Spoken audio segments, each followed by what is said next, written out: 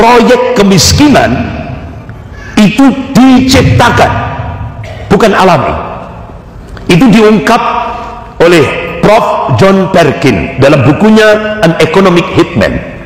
Indonesia ternyata menjadi pilot project kemiskinan. Jadi kemiskinan itu diciptakan di Indonesia. Bahkan Faisal Basri, Dr. Faisal Basri, dosen ilmu politik Universitas Indonesia, has melakukan riset. Ternyata angka kemiskinan di Indonesia itu sudah tahun 2000 itu sudah 52%. Tahun 2000 saja angka kemiskinan sudah 52%. Bahkan Bank Dunia memasukkan Indonesia masuk kategori 100 negara termiskin tingkat dunia. Artinya apa? Indonesia sumber daya alamnya luar biasa, tapi semua sumber daya alam itu sudah dikuasai oleh asing dan asing. Jadi kenapa itu bisa terjadi? Karena ini adalah merupakan proyek untuk 2025. Mereka akan melakukan pemurtatan besar-besaran untuk Indonesia.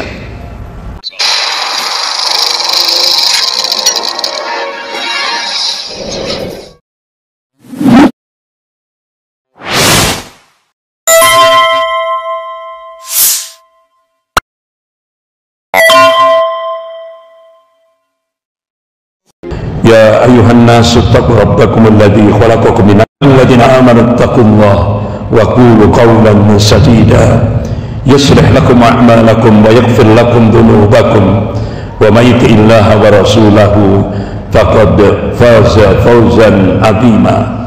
Amma ba'd. Kalau dulu sasaran utama Indonesia, nah untuk 2025 itu dalam lingkup global Indonesia dan Pakistan. Ini yang harus kita ketahui bersama. Bapak-bapak, ibu-ibu yang dimuliakan Allah,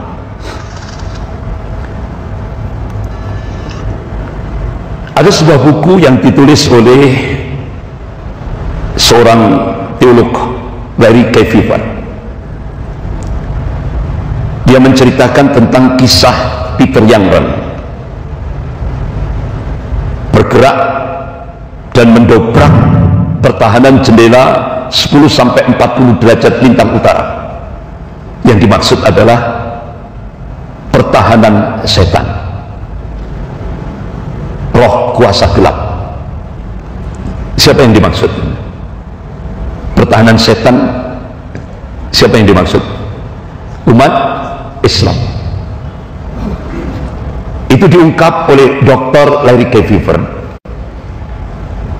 dalam sebuah buku diberi judul Meraih Kemenangan di Daerah Musuh. Jadi Dr. Larry Keviver menjelaskan bagaimana lembaga Global Harvest Force yang dipimpin oleh Peter Youngren, yang telah datang ke beberapa kota di seluruh Indonesia, tapi ketika masuk di Malang gagal. Itu rencananya di lapangan Rampal, gagal karena semua ormas-ormas Islam Semalang Raya menolak, gagal di Malang. Jadi dia menyebar ke seluruh beberapa kota di Indonesia dengan melaksanakan festival Yesus. Dia akan mendobrak pertahanan jendela 10-40 derajat lintang utara, yaitu pertahanan setan atau roh kuasa gelap terakhir. Jadi umat Islam itu diberi julukan oleh kalangan mereka itu pertahanan setan. Jadi kita tidak hanya domba-domba yang tersesat, tapi naik level. Jadi umat Islam di Indonesia itu tidak hanya disebut domba-domba sesat oleh mereka, tapi naik level lagi, pertahanan setan. Satanism, seperti itu. Bapak-bapak, ibu-ibu yang dimuliakan Allah, bahkan di Indonesia itu telah menyebar sebuah buku judulnya Transformasi Indonesia. Transformasi Indonesia. Apa makna transformasi? Itu menurut Dr. Eri Prasojo, jadi dia Dekan Academic Institute for Community and Development Studies. Itu disebut penghancuran sistem di luar kekristenan. Berarti kalau di luar Kristen apa? Islam. Jadi sistem Islam ini akan dihancurkan. Dari buku Transformasi Indonesia. Hanya ditulis dalam buku Transformasi Indonesia itu, gereja memiliki misi dan tanggung jawab yang lain, yaitu menghancurkan sistem dan struktur yang jahat, kuasa gelap. Jadi umat Islam ini disebut kuasa gelap, kegelapan. Kalau mereka apa? Cahaya. Kalau umat Islam disebut gelap, kegelapan. Sistem dan struktur yang berdosa tersebut harus dihancurkan tanpa menunggu pimpinan negara. Artinya apa? Gereja menghancurkan sistem Islam tanpa persetujuan pemerintah. Ini. Dan seluruh rakyatnya harus bertobat kepada Tuhan Yesus Kristus. Jadi umat Islam ini harus bertobat kepada Tuhan Yesus Kristus. Ini adalah tugas gereja. Ini ditulis dalam buku Transformasi Indonesia. Jadi gereja meyakini bahwa ajaran Islam itu bersumber dari kuasa kegelapan. Makanya jangan kaget, kalangan Kristiani menyebut Islam itu adalah sumber gelap, kegelapan. Sehingga akhirnya ada kurang lebih 100 pendeta yang laki-laki pakai baju takwa, pakai sarung seperti saya, terus pakai kopiah putih, kemudian pakai kalung salib. Kemudian yang pendeta wanita itu pakai busana muslimah, kemudian pakai kalung salib. Akhirnya mereka mengadakan kegiatan di Hotel Asida Batu. Nah, dalam acara itu benar-benar rapi sekali ya. Akhirnya oleh panitianya di video. Setelah di video digandakan. Nah, dia tidak sadar kalau ketika dia menggandakan itu di sebuah rental miliknya pemuda muslim di Batu. Ya otomatis langsung itu jadi bahan bukti hukum. Sehingga akhirnya beberapa pemuda-pemuda Islam di Batu langsung memberikan istilahnya koordinasi dari beberapa ormas Islam, sehingga akhirnya beberapa tokoh-tokoh di Malang Raya dikumpulkan di Polresta Malang. Waktu itu Gus Wahid, Allahumma yarham, sudah meninggal beliau. Kemudian Ustadz Abdullah Hadrami, kemudian saya, bertiga.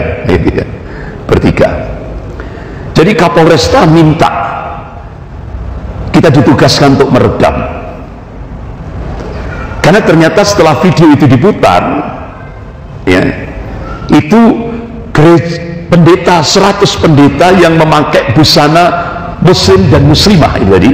Kalau yang untuk wanita, pendeta wanita pakai baju muslimah, itu mereka mengadakan satu adegan Jadi ini Al-Quran diangkat ini.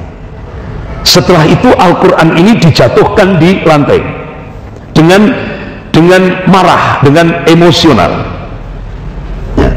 Kemudian 100 pendeta laki-laki dan perempuan yang tadi langsung menunjuk Al-Quran ini. Setan, setan, setan. Jadi Al-Quran itu sumber kegelapan, sumber setan. Nah, akhirnya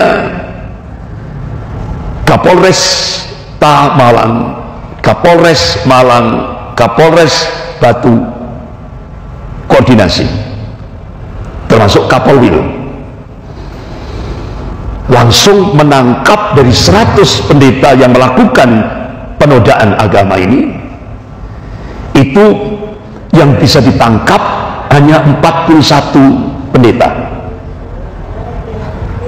nggak mampu untuk menangkap 100 itu, karena pelariannya itu tidak hanya ke wilayah NTT sampai ke Papua.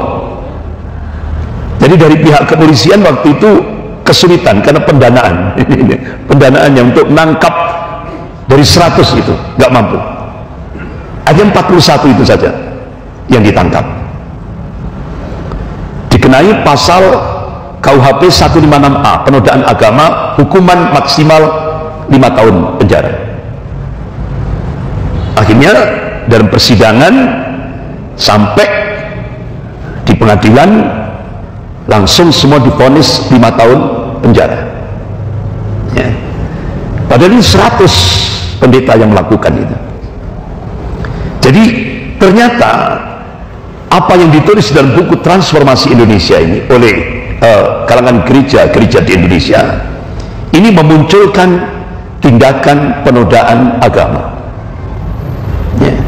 Alhamdulillah dari beberapa tokoh-tokoh Islam Semalang Raya, baik Batu, Kabupaten maupun Kota Madya, mampu meredam emosional umat Islam ya. Tidak sampai melakukan tindakan-tindakan yang melanggar hukum.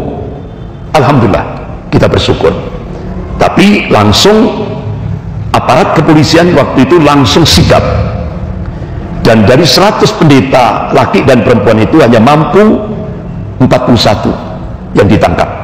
Nah itu, jadi itu yang terjadi. Bapak-bapak, ibu-ibu yang dimuliakan Allah, inilah buku yang saya maksud tadi itu. Judulnya Transformasi Indonesia. Ini buku ini menyebar di seluruh gereja-gereja di seluruh Indonesia, termasuk di Malang. Dalam buku Transformasi Indonesia ini mereka gereja mengklaim telah memurtadkan umat Islam seluruh Indonesia itu sejumlah 7 juta orang. Sampai tahun 2000, bukan 2020, tapi sampai tahun 2000, gereja-gereja di seluruh Indonesia berhasil memurtadkan umat Islam seluruh Indonesia itu didata kurang lebih 7 juta orang. Ini percaya enggak ini? Kira-kira jamaah percaya enggak ini?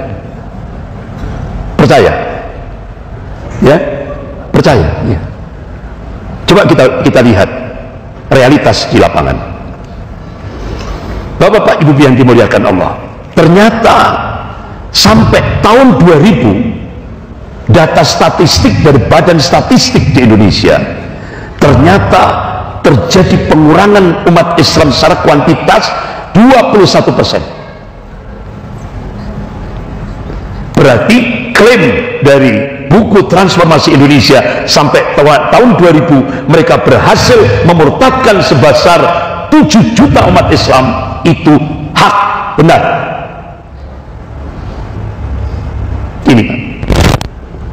Ini data statistik di lapangan. Umat Islam tahun 90-an itu masih 93%. Pasca merdeka 95%. Tahun 90 turun 7%. Yang tersisa 93%. Data statistik tahun 2000 turun drastis 79%. 21%. Jumlahnya 79%. Jadi umat Islam di Indonesia sekarang, data statistik tahun 2000 tinggal 79%. Pertanyaan kita, bagaimana 50 tahun ke depan? Bagaimana 100 tahun ke depan? Apalagi yang beberapa waktu yang lalu sudah saya sampaikan, proyek kemiskinan itu diciptakan, bukan alami. Itu diungkap oleh Prof. John Perkin dalam bukunya An Economic Hitman. Indonesia ternyata menjadi pilot project kemiskinan. Jadi kemiskinan itu diciptakan di Indonesia.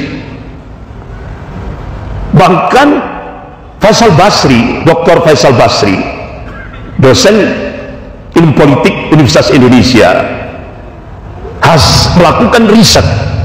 Ternyata angka kemiskinan di Indonesia itu sudah tahun 2000 itu sudah 52%. Tahun 2000 saja angka kemiskinan sudah 52%. Bahkan Bank Dunia memasukkan Indonesia masuk kategori 100 negara termiskin tingkat dunia. Bapak-bapak, ibu-ibu jangan lihat terus akhirnya Indonesia kenapa dimasukkan 100 negara termiskin. Bukan karena rakyatnya tidak punya rumah atau rakyatnya istilahnya babung kabeh itu, enggak. Artinya apa? Indonesia sumber daya alamnya luar biasa, tapi semua sumber daya alam itu sudah dikuasai oleh asing dan asing. Dengan seperti itu juga Indonesia dijebak oleh debt, apa yang namanya itu, bukan debt collector, apa, jebakan hutang gitu ya. Sekarang Indonesia, hutang Indonesia 7.734 triliun. Makanya ini yang kenapa Indonesia masuk 100 negara termiskin tingkat dunia. Jadi kenapa itu bisa terjadi? Karena ini adalah merupakan proyek untuk 2025 mereka akan melakukan pemurtadan besar-besaran untuk Indonesia. Jadi Zionisme Yahudi dan Kristenisasi internasional sengaja menciptakan proyek kemiskinan itu, tujuannya adalah dalam rangka 2025 akan terjadi pemurtadan besar-besaran. Karena ini tadi proyek pemiskinan. Ini tadi. Bapak-bapak, ibu-ibu yang dimuliakan Allah. Akhirnya kita bertanya, apakah cukup kita hanya membangun ekonomi, pendidikan umat tanpa kita mau tahu adanya kekuatan yang ingin menggerogoti apa yang telah kita bangun? Apakah hanya berprinsip membangun dan damai, kemudian tidak terlalu peduli kepada yang merusak lebih banyak dan kuat daripada yang membangun umat, tidak terlalu peduli kepada kekuatan penghancur lainnya? Ini yang menjadi pertanyaan-pertanyaan kita. Bapak-bapak, ibu-ibu yang dimuliakan Allah, Malang ini sebagai basis pusat kristenisasi Asia Tenggara. Bahkan bapak-bapak, ibu-ibu yang dimuliakan Allah, Malang sekarang naik levelnya, tidak hanya barometer Asia Tenggara, tapi sekarang Malang sudah masuk level Asia Pasifik. Jadi barometer kristenisasi internasional itu Malang. Kenapa saya berani menyampaikan seperti itu? Karena Paus Benedictus XVI itu mengangkat mantan kepala sekolah SMA Dempo Tempo. Mana ini Pak? Jalan apa itu?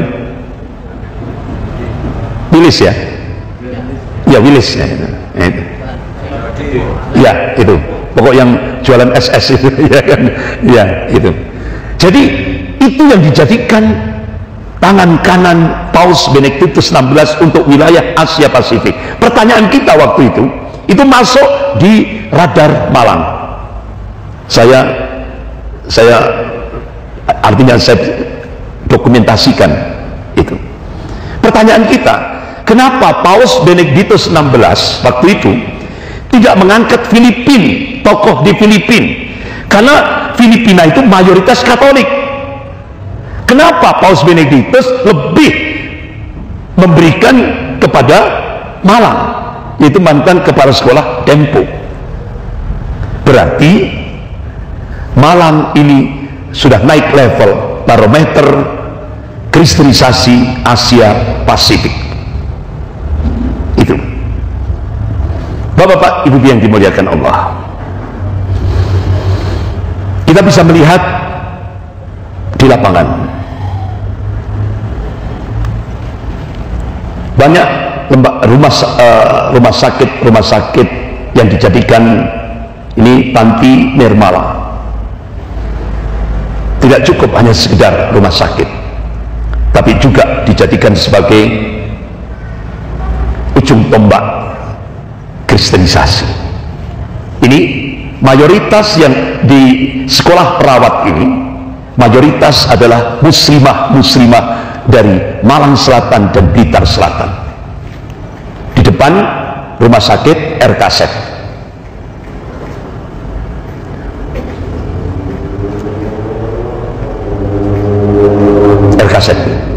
Ya. Mereka ini muslimah itu diperbolehkan sholat, tapi tiap hari dia akan mendengarkan lagu-lagu gereja. Akhirnya, nah ini seminari Alkitab Asia Tenggara Kasin. Di dalamnya itu, ya Allah, mereka sudah punya peta dakwah, nama ustadz, alamat, semua sak Malang Raya yang mereka tahu, gitu. Sampai kaset Jainuddin MZ lengkap, gitu ya. Jadi ini gereja katedral. Ini di depan gereja katedral. Apa yang terjadi di Malang? Hitungan detik itu sudah langsung connect ke ini Jalan Ijen. Apa yang terjadi di Malang dalam hitungan detik itu sudah langsung connect ke Vatikan Roma. Ini Koryesu. Di depan Koryesu ada panti asuhan Bunda Teresia. Saya pernah masuk dan mengambil anak-anak muslim yang diambil dari orang tuanya, terutama kawasan Malang Selatan dan Blitar Selatan, di depan Koryesu. Ini anak-anak muslim yang masih kecil-kecil diambil dari orang tuanya hanya dengan menukar fulus. Ini yang terjadi.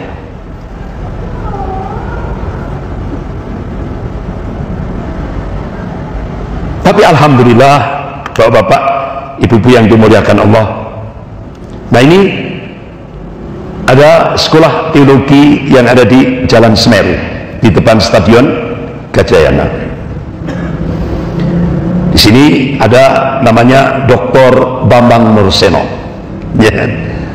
Dia ini World Vision, WVII, ini di Jalan Bromo pojok, ya.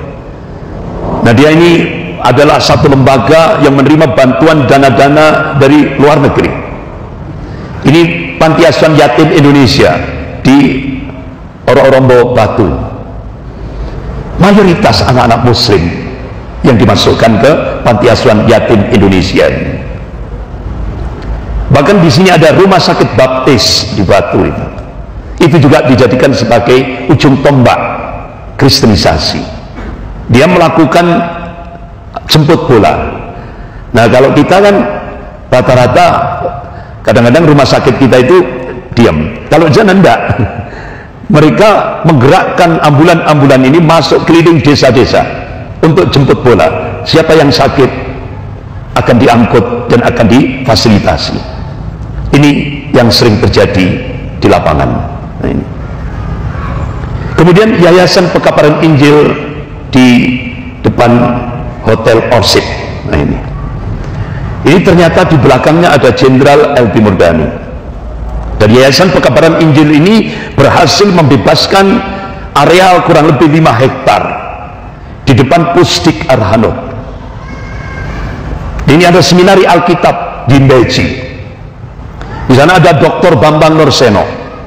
Dia mempelajari bahasa Arab itu di Mesir. Dan akhirnya di seminari di Beji ini dia menulis Injil berbahasa Arab. Injil berbahasa Arab.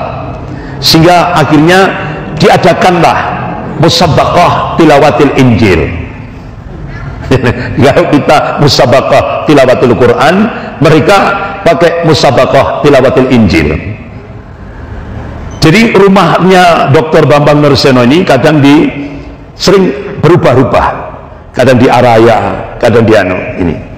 Pernah satu saat ada yang masuk ke dalam, itu semua kaligrafi Arab, bukan Al-Quran itu, Pak. Bukan Al-Quran, yang kaligrafinya bukan, itu diambil dari Injil dibahasa Arab kan. Karena Dr. Bambang Nurseno ini dia mempelajari bahasa Arab itu di Mesir, ya. Sehingga akhirnya dia melakukan kaderisasi pemuda-pemuda gereja, pemudi-pemudi gereja dilatih berbahasa Arab. Akhirnya dia munculkan sholat 7 waktu, kalau kita 5 waktu sama. Dan mereka pakai busana muslimah, sementara yang laki-laki pakai pakaian muslim. Bahkan mereka dilatih untuk menciptakan klub-klub hadrah itu, ya, rebana itu. Sehingga akhirnya setelah kaderisasi ini berhasil, ya sekitar tahun 80-an, 85, 86, itu di kawasan Donomulyo, itu yang memimpin jamaah tahlil itu pastor. Yang memimpin jamaah tahlil yang di kawasan Donomulyo itu pastor. Kenapa? Mereka sudah dilatih berbahasa Arab, berbahasa ini, luar biasa. Tapi akhirnya alhamdulillah kita mencoba melakukan kan terbalik, sehingga waktu itu sekitar tahun 88-89 itu di kawasan Donomulyo, pastor hanya cukup membawa Rp25.000, itu bisa membeli akidahnya umat Islam di sana. Dengan membawa Rp25.000 itu bisa merubah dari Muslim ke Katolik. Sehingga akhirnya tahun 88-89 terjadi pemurtadan besar-besaran di kawasan Kalipare, Donomulyo sampai ke selatan. Tapi alhamdulillah kita mencoba melakukan pendekatan persuasif. Kita gerakkan mahasiswa-mahasiswi masuk ke ladang-ladang, kita dekati penduduk dengan persuasif. Alhamdulillah akhirnya terjadi syahadat massal, kurang lebih 500 keluarga syahadat massal. Jadi dari Muslim masuk Katolik, dari Katolik masuk Islam lagi. Alhamdulillah waktu itu ada muhsinin dari Saudi mendengar gerakan kita yang ada di kawasan Malang Sekatan sampai tahun 90-an waktu itu. Alhamdulillah akhirnya dari Muslim Saudi ini tadi memberikan dana untuk proyek sosial, yaitu pembelian sembako. Jadi satu kakak, satu keluarga itu dapat sembako senilai Rp250.000. Itu tahun 90-an itu nilai uang masih tinggi ya, ya kan? 250.000 itu udah mewah itu, saudara. Alhamdulillah akhirnya kita adakan sembako, pengobatan gratis itu. Alhamdulillah. Dan yang cukup mengagetkan kita, ternyata di backup oleh 4 menteri itu. Waktu itu sekitar tahun 89 itu, di backup oleh 4 menteri, yaitu yang pertama J.T. Sumarlin, Radius Prawiro, Adrianus Moy, Kosmos Batubara. sampai akhirnya proyek besar yang ada di Donomulyo itu, di Purworejo itu yang meresmikan Pak Sudomo, Pangkop Kamtip. Waktu itu masih belum muslim, masih Kristiani, karena dia Pak Sudomo ikut istrinya. Tapi alhamdulillah beliau terus nikah dengan seorang muslim. Kan keluarganya Pak Domo itu kan Jalan Arjuno itu, depannya Masjid Khotijah, itu keluarganya Pak Domo, Pak. Alhamdulillah masuk Islam, ya kan? Pak Domo masuk Islam, langsung bangun Masjid Khotijah. Tapi qadarullah, tiba-tiba waktu subuh jatuh itu anunya, kubahnya jatuh. Alhamdulillah tidak ada orang, sehingga tidak ada korban. akhirnya beberapa jamaah berkomentar, iki apa duit itu ke SDSB. Kan waktu itu kan perjudian itu kan, ya kan, di Indonesia semarak waktu Orde Baru gitu. Akhirnya Pak Domo bantu lagi untuk merenovasi kubah itu. Alhamdulillah sampai sekarang bertahan itu, ya kan, Masjid Khotijah itu Pak Domo itu. Di sana kan Khotijah itu Pak Domo. Nah, itu. Alhamdulillah sampai meninggal Pak Domo muslim. Berarti insya Allah husnul khotimah. Nah, itu. Jadi itulah yang Bapak-bapak, ibu yang dimuliakan Allah. Akhirnya kita membuat satu peta dakwah. Ternyata Malang Raya ini dihadapkan oleh dua proyek strategis yang disebut dengan proyek segitiga emas. Kalau pintu utara itu Batu, Lawang, dan Karangploso. Pintu selatan Peniwen, Swaru, dan Sitiarjo. Jadi proyek ini hampir mirip dengan gerakan kristenisasi wilayah Afrika Barat yang dimotori oleh penginjil-penginjil dari Inggris. Hampir sama. Nah, bapak-bapak, ibu-ibu yang dimuliakan Allah, alhamdulillah waktu itu langsung kita koordinasi dengan Pangdam 5 Brawijaya. Kita koordinasi dengan Majelis Ulama Indonesia Jawa Timur. Waktu itu Bapak Kiai Haji Misbah. Alhamdulillah kita bersyukur tahun 93 dan tahun 2000 alhamdulillah berhasil mematahkan proyek segitiga emas ini. Tahun 93 itu kita melakukan satu gebrakan, ya kan? Dan alhamdulillah waktu itu dibantu oleh Pangdam 5 Brawijaya.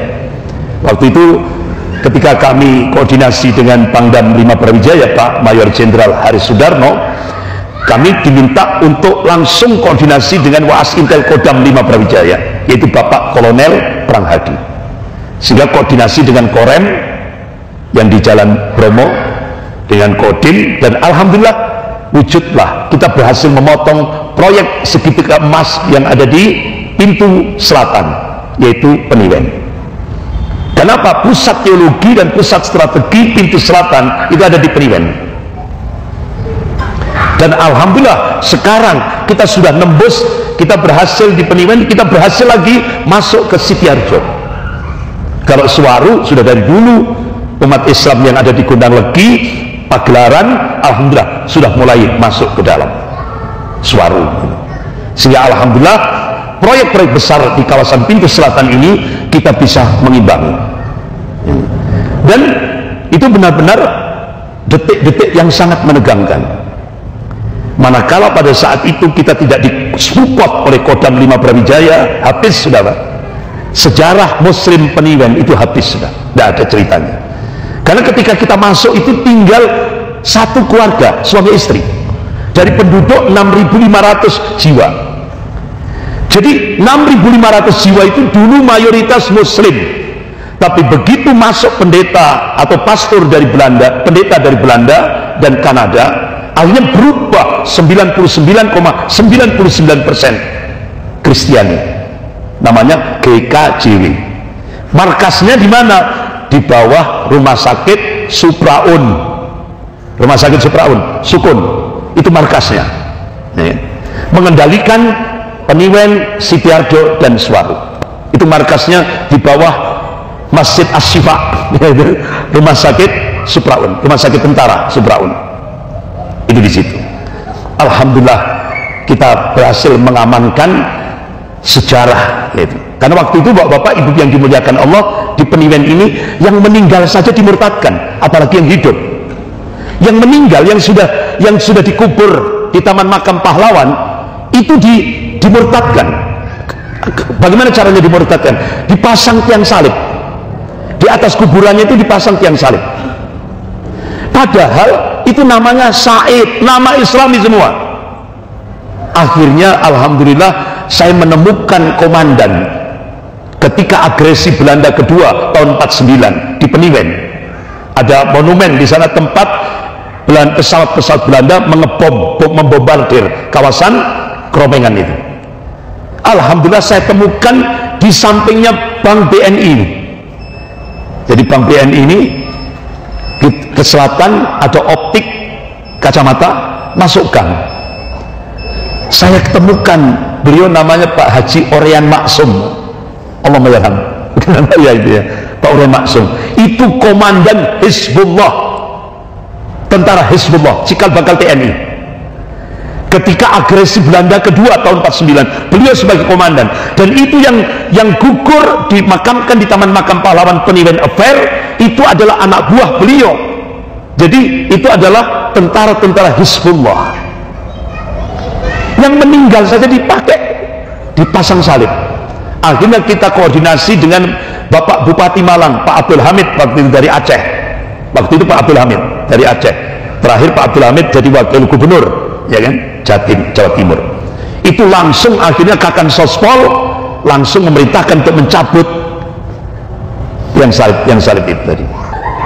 Proyek segitiga emas pintu utara, yaitu Batu, Lawang, Karangploso, alhamdulillah berhasil kita gagalkan. Waktu itu Jenderal LP Murdani mencoba menggunakan Yayasan Pekabaran Injil Indonesia yang di depan Hotel Orchid itu untuk membebaskan lahan kurang lebih 5 hektar, itu persis di depan Pusdik Arhanud. 5 hektar itu begitu cepat sekali. Karena apa? Yang membebaskan lahan ini seorang haji, haji muslim, ya otomatis, apalagi pembeliannya itu berlipat-lipat sehingga cepat sekali 5 hektar. Setelah itu dirubah balik nama dari haji ini tadi, yang muslim tadi, ke Yayasan Pekabaran Injil Indonesia yang di depan Hotel Orchid Batu. Kemudian perizinan itu sudah sampai masuk di meja Bupati Malang waktu itu, Bapak Haji Muhammad Said dari Palopo. Beliau pangkatnya kolonel Angkatan Darat.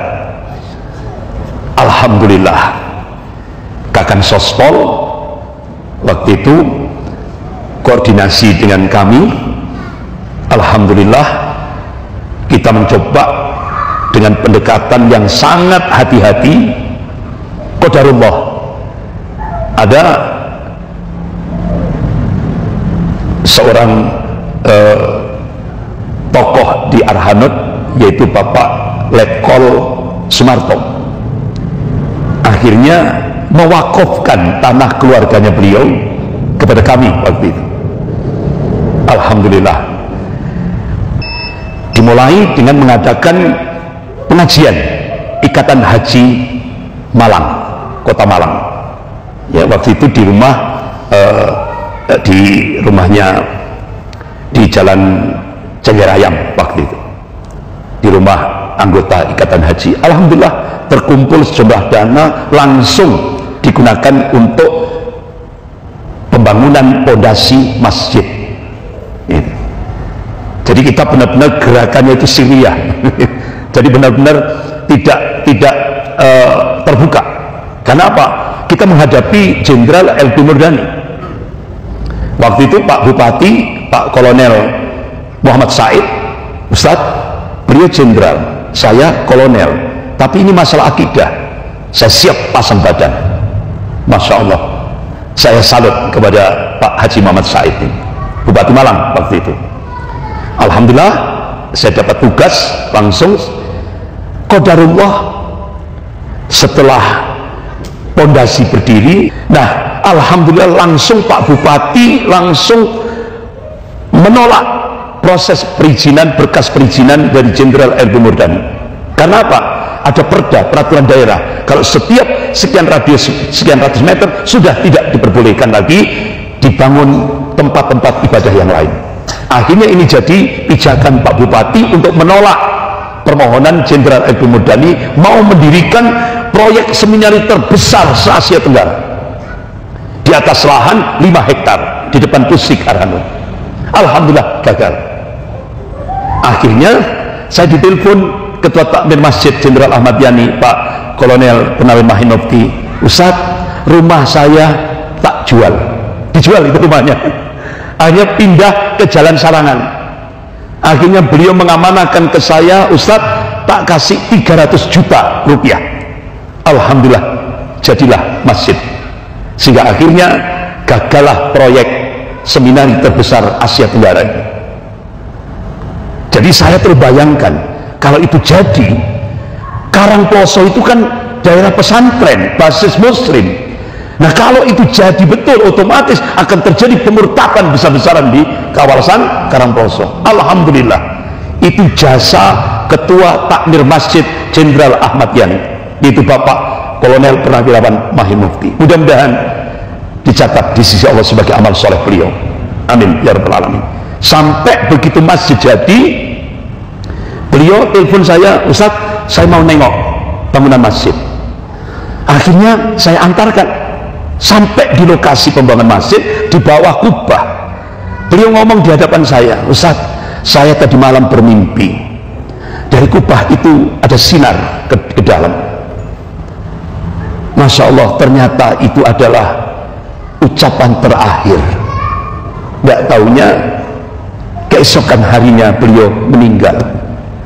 Inna lillahi wa inna ilaihi rajiun. Ini benar-benar langka lah. Rasulullah mengabarkan kalau ada seorang muslim dia niat jihad dengan malnya, artinya dia sedekahkan malnya, kemudian meninggal, itu insya Allah amalannya akan terus mengalir walaupun beliau sudah berada di alam kubur, akan terus mengalir. Selang sekian bulan istrinya meninggal, makanya masjidnya itu diberi nama permintaan beliau Baitul Makmur. Makmur itu singkatan Mahin dan Muryati, ya, istrinya itu. Nah, itu. Jadi Makmur digandeng itu, Makmur. Akhirnya kita tambahi Baitul Makmur. Nah, itu. Alhamdulillah berhasil menggagalkan proyek seminari terbesar se-Asia Tenggara. Kenapa Jenderal LB Murdani meletakkan di depan Pusdik Arhanut supaya aman, ya kan? Karena daerah militer itu. Tapi alhamdulillah gagal. Akhirnya sekarang itu tanah 5 hektar itu dijual ke developer dan akhirnya jadi perumahan gitu. Ya, jadi perumahan. Malah sekarang jadi ada masjidnya sekarang gitu ya. Jadi ada masjidnya sekarang di perumahan The Daun gitu. Persis di depan Pusdik. Saya kira gitu, itu sebagai tambahan, artinya saya masih mengenang. Jadi Masjid Jenderal Ahmad Yani ini Masya Allah jadi punya istilahnya kenangan berhasil menggagalkan proyek besar yang dirintis oleh Jenderal LB Murdani waktu itu. Beliau sebagai Menhankam kan. Nah, itu saya kira itu. Monggo silakan, ada pertanyaan? Ya, monggo Pak Zaid.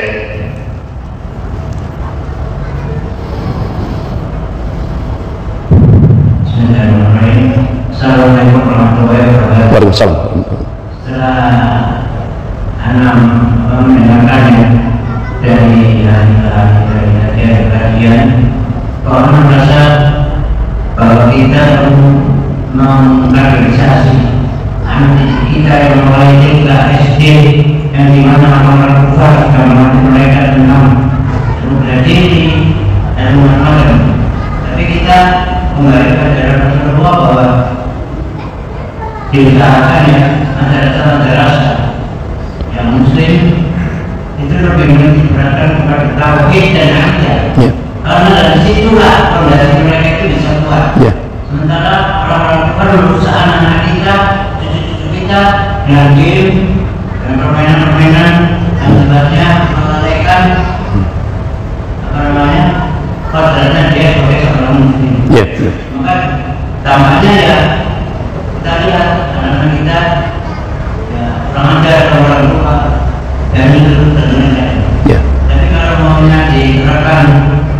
melalui ustaz-ustaz. Kalau di sholat-sholat, pentingnya akidah dan tauhid, insya Allah akan muncul benar-benar. Insya Allah. Ya, ya. Jazakallah khair, Pak Zaid. Ya. Jadi saya sangat setuju sekali dari Pak Zaid tadi.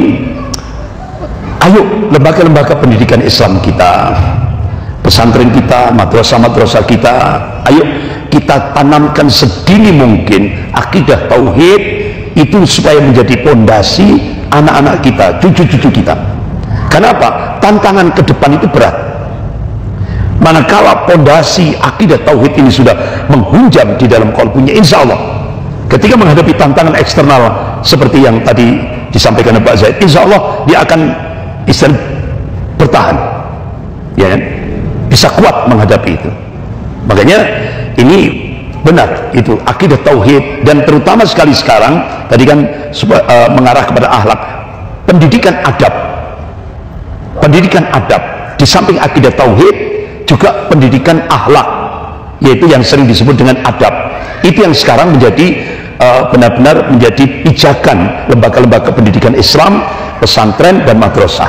Di samping akidah tauhid sebagai pijakan, juga adab akhlak ini sekarang benar-benar menjadi hal yang sangat fundamental bagi pendidikan kita sekarang ini. Alhamdulillah sudah ke arah sana gitu. Jadi kita insya Allah optimis lah gitu. Yang lain monggo, ibu-ibu.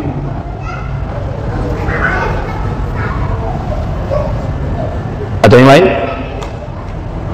Cukup?